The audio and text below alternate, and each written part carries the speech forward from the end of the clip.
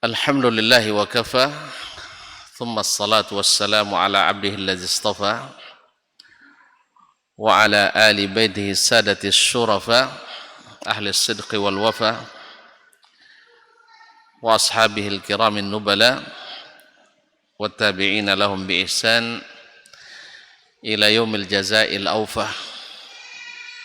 Amma ba'du, fa usi nafsi wa iyyakum ayyuhal muslimun bitaqwallahi haqqat taqwa wa muraqabatihi fis sirri wan najwa fa inna ajsadana 'alan nari la taqwa wa tazawwadu fa inna khairaz zadi taqwa ya ayyuhalladzina amanu taqullaha haqqa tuqatih wa la tamutunna illa wa antum muslimun. Para pimpinan daerah pesisir selatan, Bapak Bupati atau yang mewakili, Bapak Kapolres, Bapak Dandim atau yang mewakili, serta alim ulama, para asatidzah, para masyayikh, tokoh adat, nenek mama, tokoh masyarakat, kaum muslimin hadirin dan hadirat yang hadir di rumah Allah ini, Masjid Akbar Baitur Rahman, Kota Painan, Kabupaten Pesisir Selatan, ataupun yang menyaksikan melalui media live streaming dimanapun berada. Alhamdulillah, saya diberi kesempatan untuk mudah-mudahan mengukir amalan kebaikan di tempat yang diisi oleh orang-orang yang berharap dengan sangat bergabung dengan barisan Nabi sallallahu alaihi wasallam.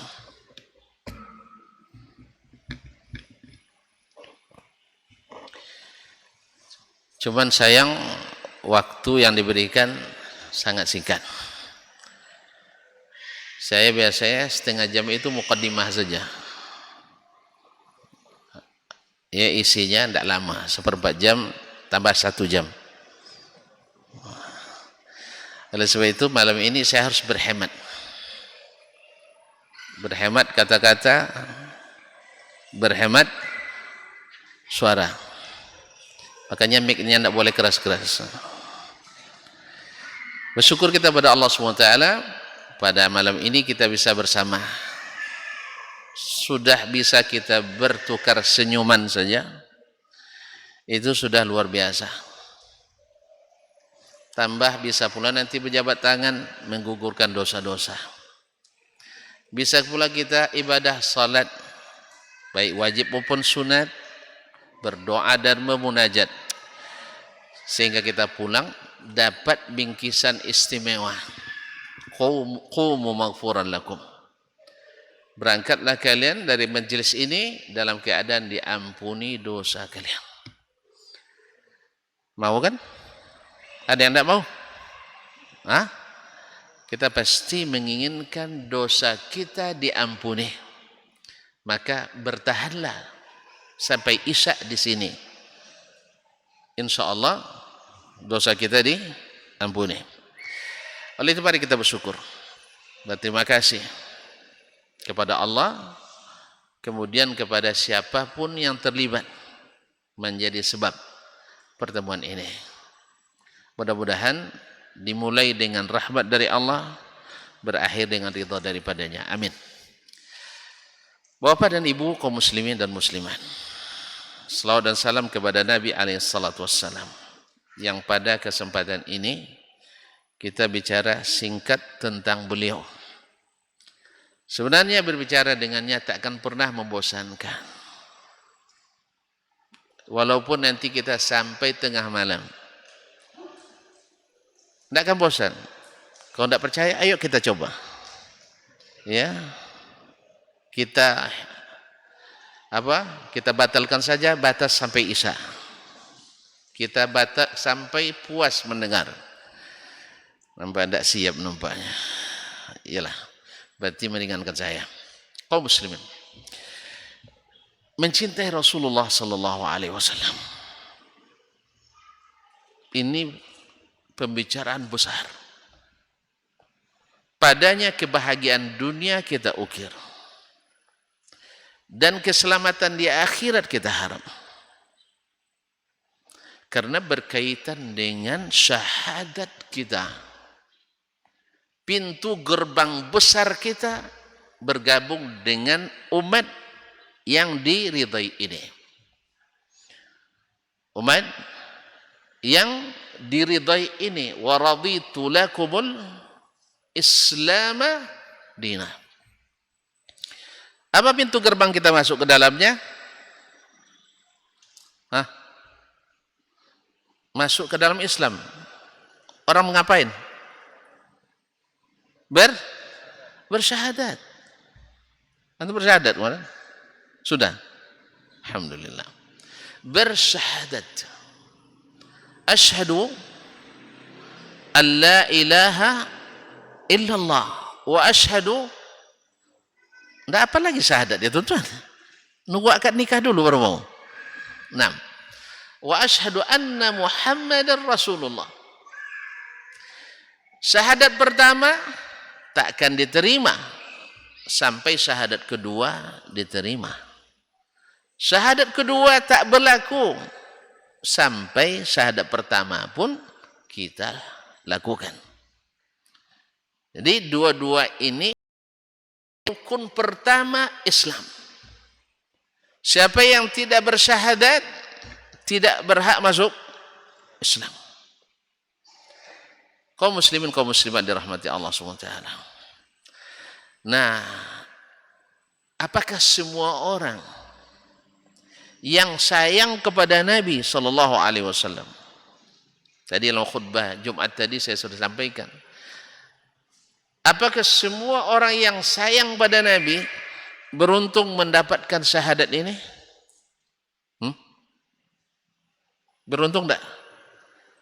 Semua orang yang mencintai Nabi sallallahu alaihi wasallam beruntung tak mendapatkan kalimat syahadatain ini? Semuanya?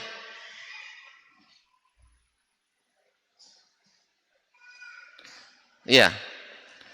Abu Talib dapat enggak? Terus? Tadi semua katanya. Iya, saya katakan, apakah semua yang mencintai Nabi sallallahu alaihi wasallam mendapatkan syahadat ini? Tidak. Rupanya belum dipahami pertanyaan, langsung dijawab. Saya ingat waktu ikut musabaqah nasional dulu di Yogyakarta 91, enggak, di provinsi masih. Pertanyaannya, seorang ayah meninggal, rebutan ini, pertanyaan belum selesai. Apa jawabannya? Pertanyaan tidak dapat, tentu mana tidak jawaban dapat. Akhirnya kurangi 100. Ya Bapak kena kurangi 100. Kaum muslimin, kaum muslimat dirahmati Allah SWT. Tidak semua orang yang mencintai Nabi sallallahu alaihi wasallam, sallu ala Nabi. Sekira tidak perlu pakai komando ya. Asal disebut nama Nabi, salawat kepada Nabi sallallahu alaihi wasallam. Karena rugi kalau tidak bersalawat. Ma'asyiral kiram. Contoh konkretnya adalah ada dua orang abu yang berjasa besar pada Nabi secara pribadi, dan bahkan di antara keduanya berjasa pada Nabi dan kepada dakwah Nabi alaihissalatu wassalam. Yang pertama siapa? Kalau tahu tunjuk tangan. Ibu-ibu. Pas bilang ibu-ibu, antum yang jawab. Nah, pas bilang bapak-bapak, antum jawab. Nah, di mana? Abu Talib dan Abu Jahal. Subhanallah. Abu Jahal, afwan. Abu Talib dan Abu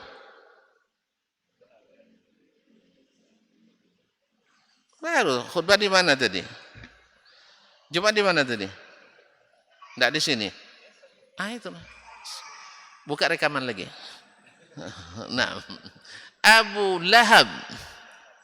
Abu Lahab.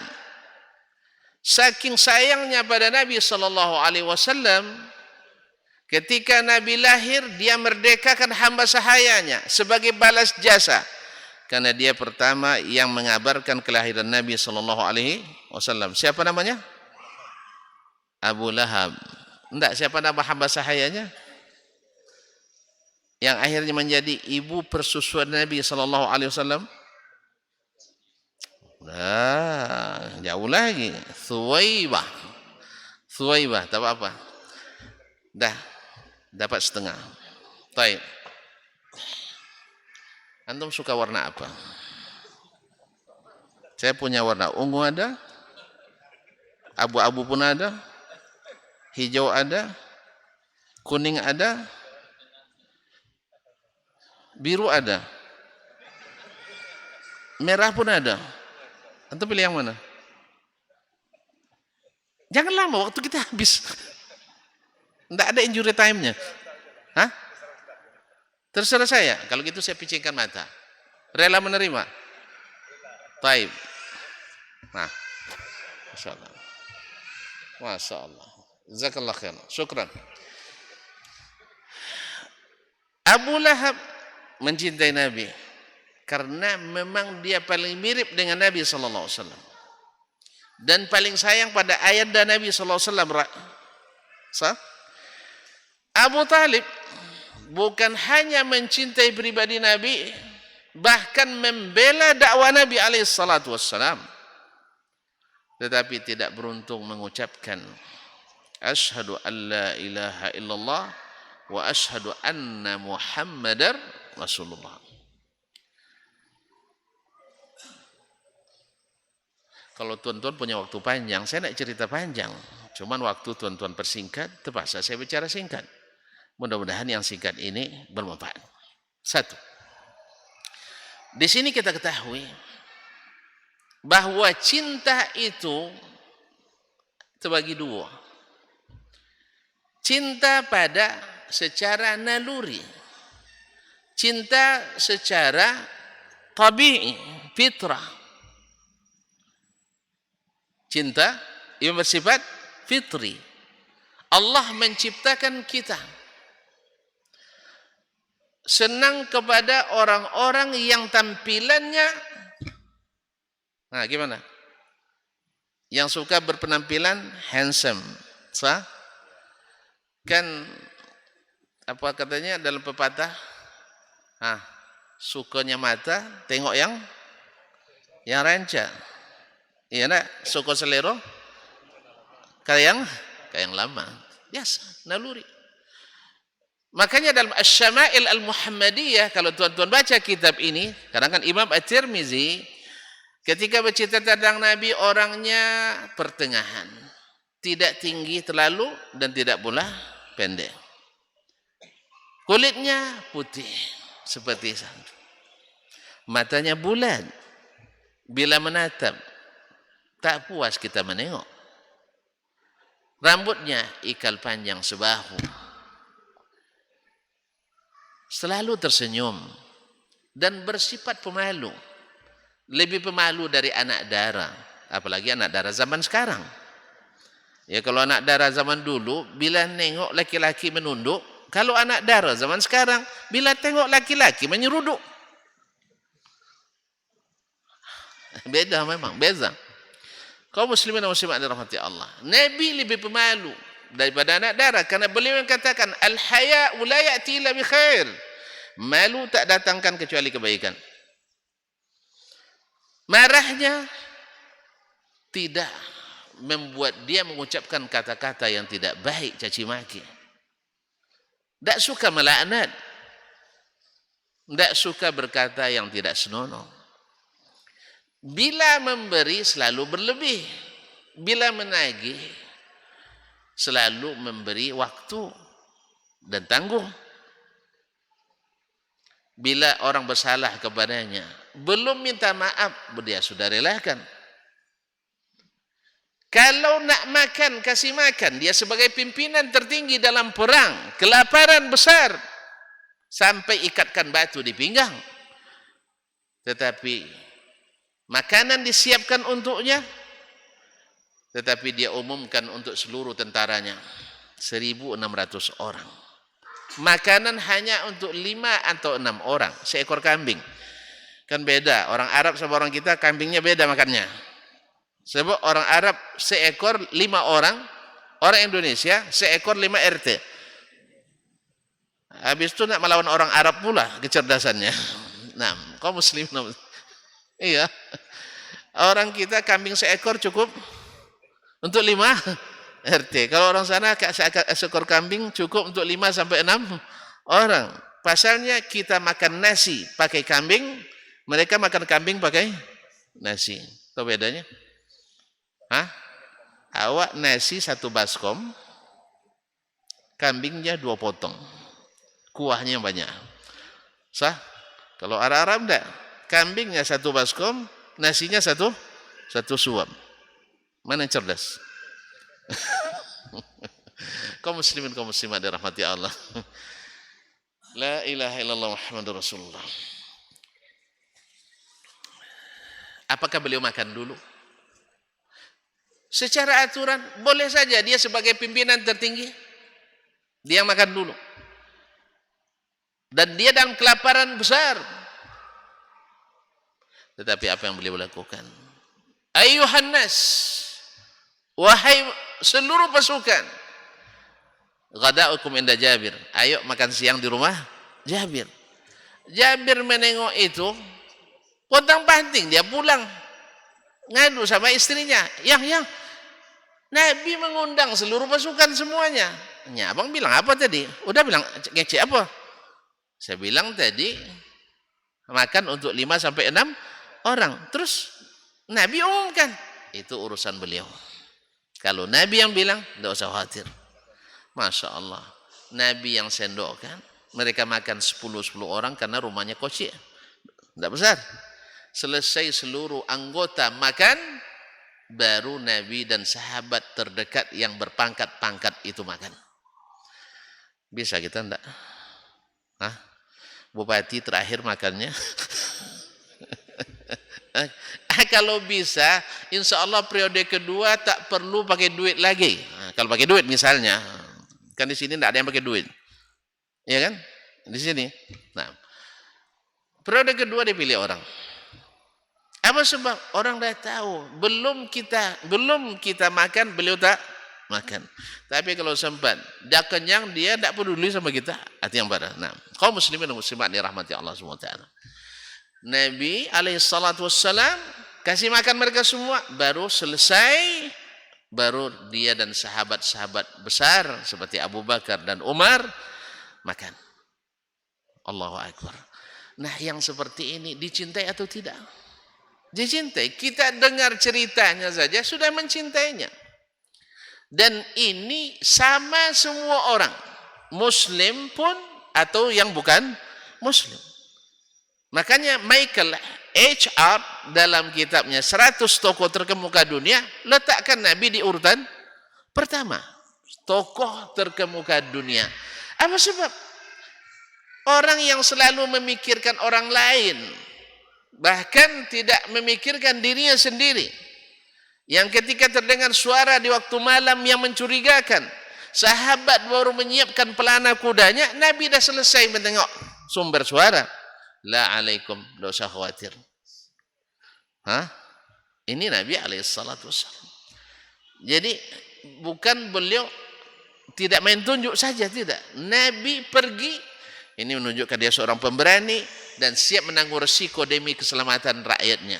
Ma'asyil kiram, tidak ada yang tidak mencintai Nabi alaihissalatu wassalam, mukmin maupun non mukmin. Ini semua kita mesti mencintainya. Yang seperti ini sangat-sangat mudah. Bahkan kita siap untuk menangis untuk mencintai Nabi alaihissalatu wassalam. Seperti yang berlaku pada orang-orang Ansar setelah perang Hunain, Nabi alaihissalatu wassalam membagi-bagikan ghanimah kepada orang-orang yang muallafati qulubuhum, orang-orang yang baru saja masuk Islam. Dia beri Uyainah bin Hisn 100 ekor sapi, diberikan kepada Aqra' bin Habis 300 ekor 300 ekor kambing. Ini si fulan sekian puluh dan sebagainya. Nengok itu orang Ansar. Ya. Tentu dia punya apa juga perasaan, dan itu wajar. Ini Nabi sudah mulai cenderung kepada kabilahnya ini. Sah? Kan rampasan perang ini harusnya dibagi pada pasukan, tapi dibagi pada siapa? Dibagi lebih dulu yang baru-baru masuk Islam, yang notabene adalah orang-orang sekitar Mekah. Orang sekitar Mekah adalah orang Quraisy. Nabi dari Quraisy. Allah, syaitan pun masuk. Nabi sudah mulai cenderung kepada keluarganya, tapi mereka tidak tunjukkan itu. Sampai berita ke Nabi SAW. Karena berita kan cepat sampainya. Duit aja yang lambat sampai. Iya enggak? Kalau berita? Iya enggak? Mana lebih duluan sampai, berita atau duitnya? Hah? Antum enggak pernah kuliah jauh ya? Pak, duit sudah saya kirim. Kapan sampai duitnya? Hah? Mana yang lebih cepat, beritanya atau duitnya? Berita lebih dulu sampai. Kaum muslimin, dengan berita itu Nabi SAW kumpulkan seluruh orang Ansar. Lalu dia absen. Siapa yang belum hadir? Belum hadir sebulan, panggil. Ada enggak selain Ansar di sini? Oh ada, orang Sumondo. Disuruh untuk meninggalkan tempat. Ini khusus untuk orang Ansar. Sebab apa? Masalahnya ada dengan orang Ansar. Nabi selesaikan acara dari hati ke hati. Karena memang menangani masalah ini harus ekstra hati-hati. Jangan sampai ada orang yang masuk menyusup untuk merusak hati. Maka Nabi SAW sangat hati-hati. Dah, adil semua? Sudah. Ada selain Ansar? Tidak. Lalu Nabi katakan, ya ma'syarul Ansar, wahai orang-orang Ansar, laulal hijratu kuntu rajulan minal Ansar. Andainya bukan karena hijrah, karena itu sudah Allah tuliskan di dalam Lauhul Mahfuz 50.000 tahun sebelum penciptaan langit dan bumi, bahwa Nabi kita itu akan hijrah dari tempat asalnya. Kemana? Ke Madinah. Sebagaimana tersebut dalam kitab-kitab yang diturunkan sebelum Al-Quran, seperti kitab Taurat, Injil, disebutkan dalam kitab-kitab itu. Kalau bukan karena hijrah itu sudah dituliskan, saya memilih jadi orang Ansar. Ini tafsir pertama. Dan kedua, Nabi SAW ibundanya orang Najjar, Bani Najjar di Madinah, orang Ansar. Kemudian neneknya Abdul Muttalib itu emaknya orang Ansar, Bani Najjar. Kaum muslimin dan muslimat dirahmati Allah. Andainya bukan karena hijrah, saya orang dari Ansar. Lau salakan nasu syi'ban, andainya orang lewat di satu jalan, syi'b itu jalan, tapi jalan mendaki. Kalau wadi itu lembah, syi'b ketinggian, jalan di antara dua gunung atau bukit. Lau salakan nasu syi'ban wa salakal ansaru syi'ban la salaktu syi'bal ansar.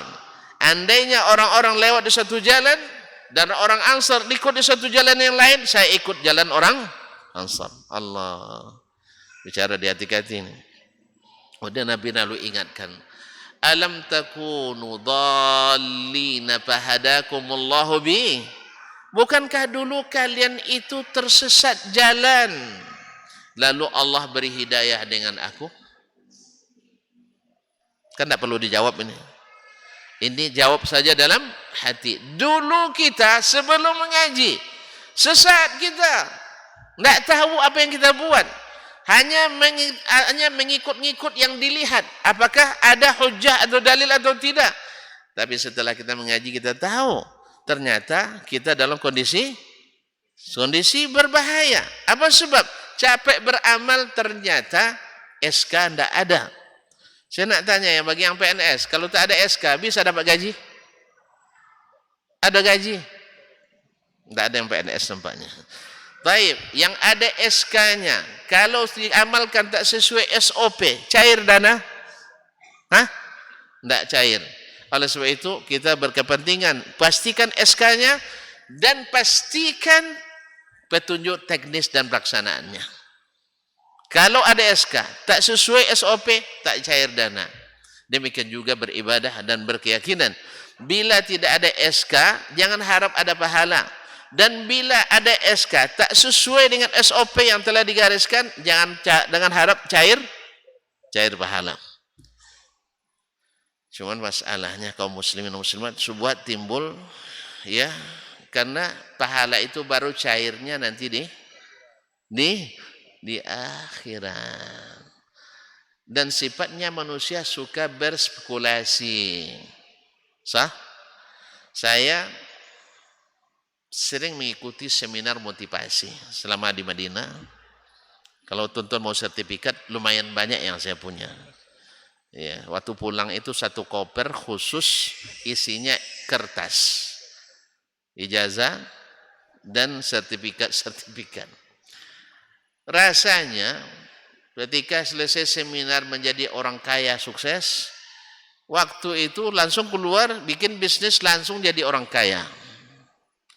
Ternyata setelah sampai di lapangan, walaupun teori belum saya lupakan, ternyata hasilnya 5 kali saya hampir jadi orang kaya. Hampir jadi orang kaya, gimana tidak? Orang supplier beri barang tanpa modal. Untung 100%. Nampak tuh, untung 100%. Kita ulang kembali kaji lama tentang manajemen perusahaan kecil. Diikuti semuanya, legalitasnya, formalitasnya, ternyata habis isi tasnya.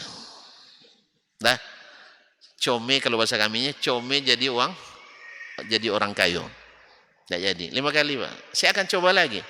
Kabarnya untuk orang sukses besar-besar itu 9 kali harus gagal. Minimal 3.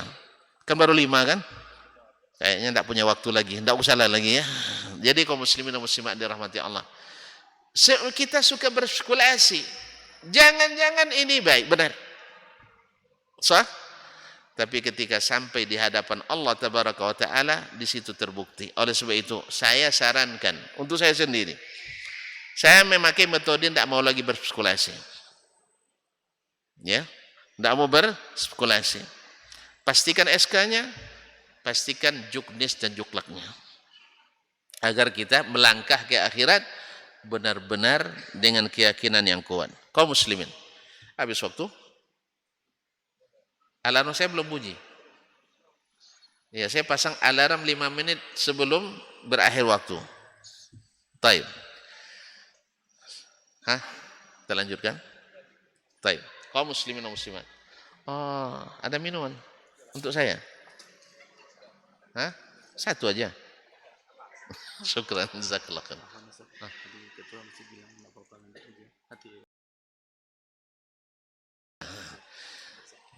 Terima kasih. Nah. Baik, kaum muslimin dan muslimat dirahmati Allah. Mohon maaf kalau saya banyak terlalu berinteraksi dengan antum. Tidak ada masalah kan? Ini sebagian tidak suka. Pokoknya Ustaz bicara aja, lainnya kan ajak kami bicara kan. Baik, kaum muslimin. Karena saya lebih sering jadi dosen, jadi suka berinteraktif. Nah, kaum muslimin. Sampai di mana tadi? Jangan bilang sampai air, bukan. Antum itu pula yang teringat. Kaum muslimin dan muslimat. Jangan berspekulasi. Baik. Jadi ini cinta yang pertama. Maksud saya bukan cinta pandangan pertama, tidak. Cinta pembagian cinta yaitu karena sifatnya fitri. Merupakan sunnatullah kita mencintai orang-orang baik. Mencintai orang-orang saleh. Mencintai orang-orang yang suka memberi. Mencintai orang yang tak pernah terlibat kasus hukum. Mencintai orang-orang yang jujur. Mencintai orang-orang yang suka memaafkan. Mencintai orang yang tak pernah memberatkan. Ketika datang justru menyenangkan dan menggembirakan. Ada sebagian kita, kalau datang, datang pula bang tuh. Nah, tapi kalau Nabi SAW kedatangannya mencerahkan, menggembirakan dan menyenangkan. Yang seperti ini mesti kita cintai. Tidak mungkin tidak. Makanya siapapun yang hatinya bersih dari kebencian, bila membaca cerita tentang Nabi kita Muhammad SAW, mesti mencintainya. Dan ini bagus, modal besar ini. Tapi ada yang lebih besar daripada itu, yaitu cinta yang syar'i. Cinta, kata dia sifatnya sunnatullah, kauni. Memang kita difitrahkan Allah mencintai yang baik-baik, yang saleh-saleh. Yang kedua adalah cinta yang sifatnya syar'i. Kalaulah cinta kepada Allah melalui la ilaha illallah melahirkan keikhlasan dalam beribadah. Tidak ada sekutu baginya. Kita ikhlas benar-benar karenanya. Dan Allah Subhanahu wa taala, Masya Allah, hambanya semakin ikhlas kepadanya, semakin tinggi gaji diberikannya. Ini berbanding terbalik dengan kita anak makhluk ini. Kalau kita semakin ikhlas kita bekerja, semakin kecil gaji diberi. Kan Ustaz itu udah ikhlas tuh, jangan besar. Ya, ngajar kita di pesantren disuruh ikhlas. Judulnya ikhlas beramal. Sehingga gaji guru MDA 600.000 satu semester. Potong pula 20%. Nah, kalau pajak berapa? Ada PPN-nya tuh. Apa istilahnya pajak apa? Saya udah lupa pula. Penghasilan 20 berapa? 12%. Habis itu potongan sekolah 10%. Itu karena memang yang paling ikhlas itu memang yang di bidang keagamaan, betul.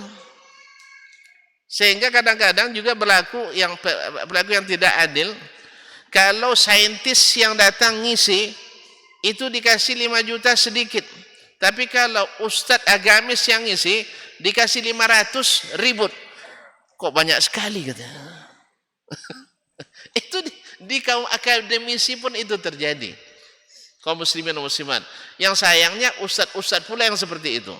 Artinya ustadz yang memotong anggaran. Harusnya yang mengangkat ini itu adalah kita ustadz nih yang di Kemenak kita misalnya. Ya, jangan karena dia ikhlas gajinya dipotong. Atau anggarannya diturunkan. Justru semakin ikhlas semakin, kalau kita tukang ambil keputusan, kebijakan. Tapi kalau kita sebagai pelaku, subhanallah. Kalau kita sebagai pelaku, kita yang melakukannya, baru kita bicara. Apapun yang diberi kita harus terima dengan ikhlas.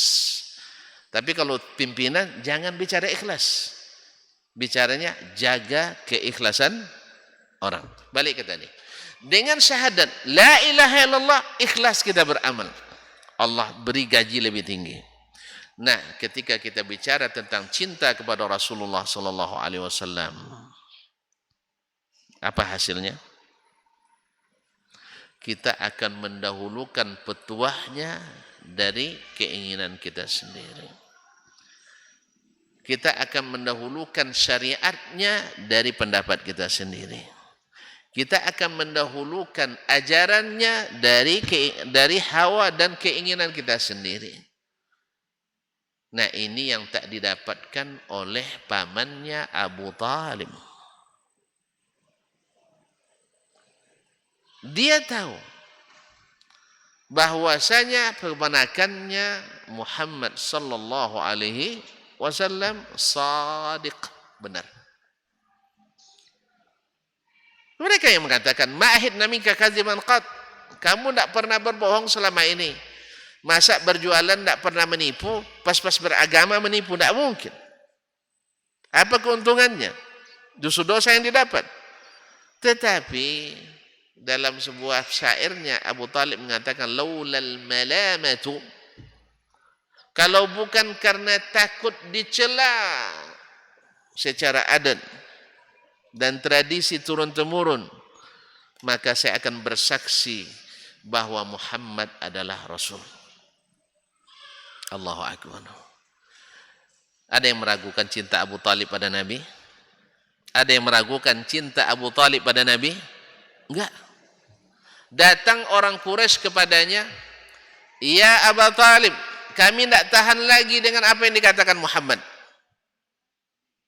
Kan tidak tahan lagi dengan dakwanya Nabi alaihissalatu wassalam. Kalau kau memang sayang pada anak yang ganteng, kami carikan anak yang paling ganteng dari anak orang Arab ini semuanya. Lalu kami serahkan kepadamu. Kata Abu Talib, itu apa? Pengganti Muhammad. Terus Muhammad mau diapakan? Serahkan pada kami, kami sembelih. Allah. Kalau bukan karena cinta, kalau hanya cinta sifatnya ya ganti bisa dibarter, tentu bawalah, tidak apa-apa. Beri anak kalian sebagai ganti, selesai masalah.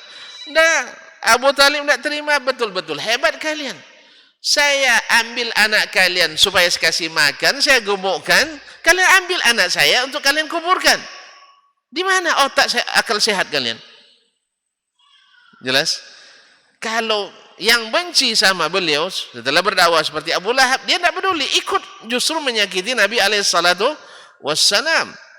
Nah, cintanya yang tadi sudah hilang akibat cinta itu dikotori oleh kebencian akibat dakwah Nabi alaihissalatu wassalam. Abu Talib tidak berubah dia, bahkan dia menyokong, ya, bahkan dia melindungi Nabi alaihissalatu wassalam. Tidak bisa. Ketika orang juga nuntut, tolonglah dibujuk anakmu itu, jangan sampai bicara lagi tentang masalah-masalah keadaan sosial di masyarakat kita ini. Kalau dakwah-dakwah yang lurus-lurus sajalah, Nabi tidak diluruskan oleh orang jahiliyah. Ma'asyiral kiram dirahmati Allah SWT. Lalu Abu Talib pun membujuk, iya sesuai permintaan. Ini orang Quraisy tidak tahan lagi dengan kamu menyebut-nyebut mereka, ini keliru, ini salah, ini syirik dan sebagainya. Tolonglah berhenti. Atau tidak usah nyebut-nyebut lagi, orang salah itu tidak boleh disalahkan. Apa kata Nabi kita Muhammad SAW? Ya law wada'u syamsa ala yamini wal qamara ala yasari. Andainya mereka bisa meletakkan matahari di tangan kananku dan bulan di sebelah tangan kiriku, la ada hadzal amra illa ayyazan Allah. Saya tak akan meninggalkan dakwah ini kecuali Allah yang melarang. Allah yang katakan, mat, dah berhenti. Kamu berdakwah menyalahkan orang Mekah aja kerjanya. Ya, nanti timbul polemik di masyarakat. Tidak. Nabi tetap berdakwah. Apakah Abu Talib cuci tangan? Tidak. Tidak, dia tetap anak sayang. Anak sayang. Cuman sayang dia tidak beruntung mendapatkan cinta yang syar'i tadi. Beda dengan anaknya. Siapa anaknya? Ali bin Abi Talib. Siapa lagi? Ja'far bin Abi Talib. Antum sering menjawab. Mau yang mana? Semuanya. Enggak kan? Oh, janganlah. Nah, pilih yang mana? Yang saya suka semua, mana? Saya bawa. Mau semua nampaknya.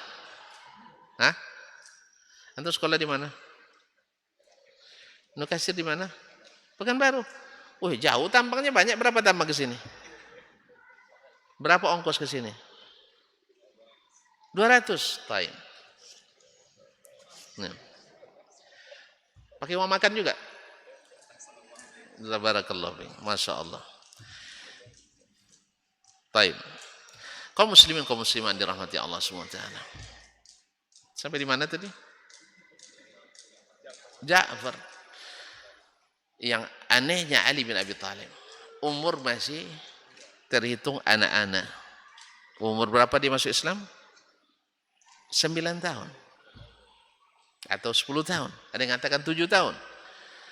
Ketika dia nak menyatakan cinta yang syar'i,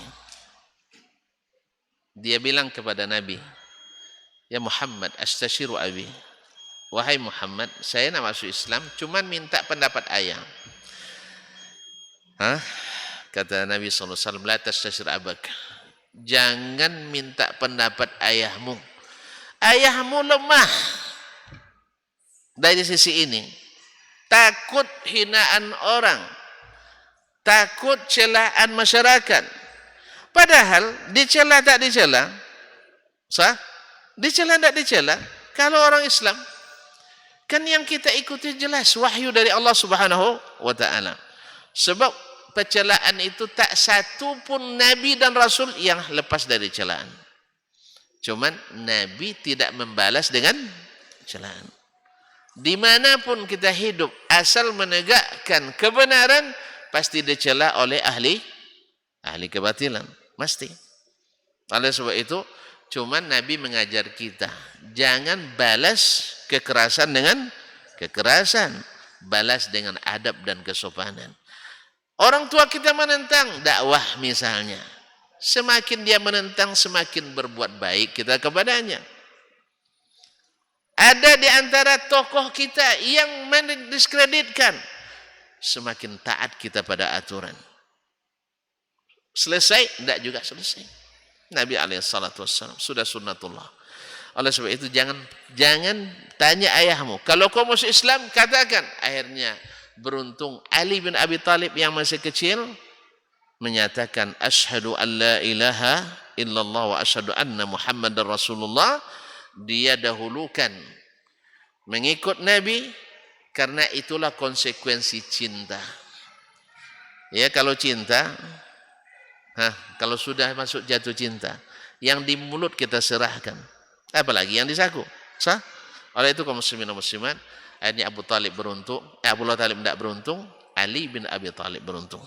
Ya, saya sudah sampai di sini karena waktu sudah masuk. Nah, azan salat dulu kemudian lanjut kajian setelah salat. Awak sudah tutup? Awak sudah tutup? Lanjut salat kajian setelah isya sampai jam 9 nanti setelah. Lanjut lagi? Ada lagi? Masya Allah. Sampai jam 9 nanti kita. Azan dulu nanti dia umumkan, setelah azan lanjut kajian. Ada 2 mazhab. Silakan tuan-tuan bermufakat. Yang jelas saya tutup dulu sesi ini. Wallahu musta'an. Atau gimana tadi?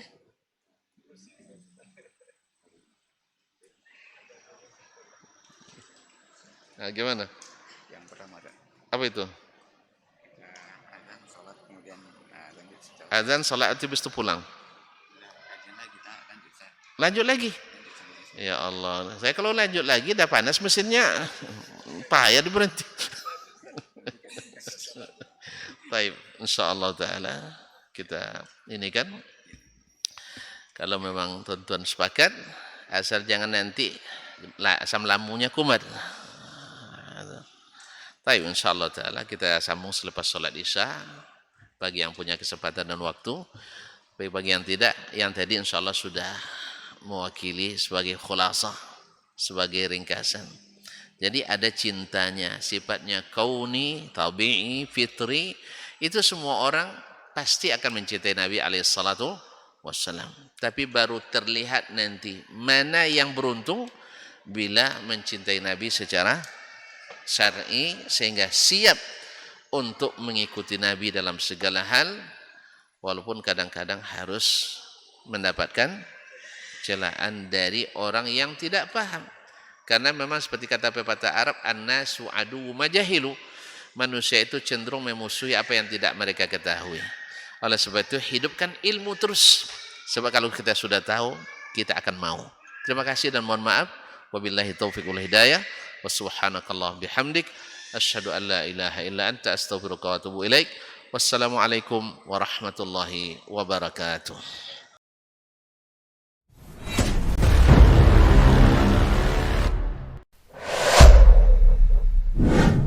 Kalaulah baginda Nabi alaihissalatu wassalam yang diajar langsung oleh Allah, yang berikan dia ilmu langsung dengan wahyu, tetap tidak bisa diterima oleh semua orang.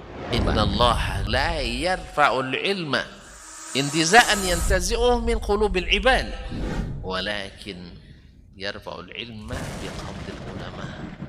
Bahkan sebagian besar orang pada waktu itu menolak Nabi alaihissalatu wassalam. Tetapi Nabi sallallahu alaihi wasallam mengajarkan kita untuk tidak patah arang dan tidak pernah berhenti berdakwah. Allah tidak mengangkat ilmu dengan mencabutnya dari hati-hati manusia, tidak. Tetapi dengan mewafatkan para ulama. Mana yang lebih afdal, ahli ibadah atau ahlul ilmi? Dari semua sisi ahlul ilmi lebih afdal daripada ahli ibadah. Sampai tidak tinggal satu orang pun ulama. Ittakhadhan nasu ru'usan juhalan. Ketika tidak seorang alim pun yang tinggal, akhirnya orang-orang mengambil para pemuka-pemuka yang jahil.